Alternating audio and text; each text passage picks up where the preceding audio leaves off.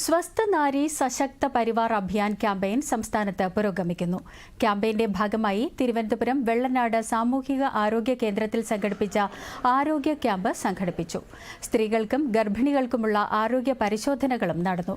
ആരോഗ്യ ക്യാമ്പിന് മികച്ച പ്രതികരണമാണ് ലഭിക്കുന്നതെന്ന് medical officer doctor Niju G പറഞ്ഞു.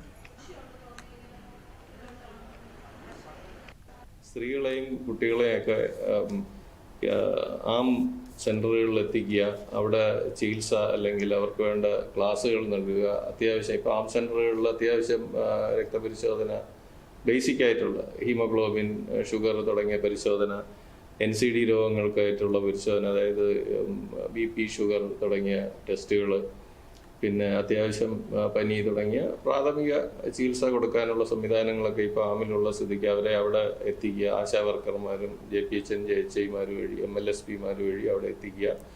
അവർക്ക് വേണ്ടുന്ന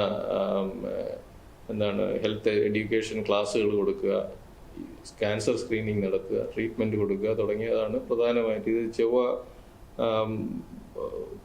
വ്യാഴം, ശനി ദിവസങ്ങളിൽ കൃത്യമായി ഇതിന് സ്പെഷ്യൽ ക്യാമ്പ് വേണമെന്നുള്ള നിർദ്ദേശമുണ്ട്. നമുക്കിന്ന് ബുധനാഴ്ച കുട്ടികളുടെ ഇമ്മ്യൂണൈസേഷൻ ഡേയും കൂടെ ആയതുകൊണ്ടാണ് നമുക്ക് ഇന്നത്തെ ദിവസം ക്യാമ്പ് അനുവദിച്ചിരിക്കുന്നത്. നല്ല രീതിയിലുള്ള വിമൺ പാർട്ടിസിപ്പേഷൻ നമുക്ക്.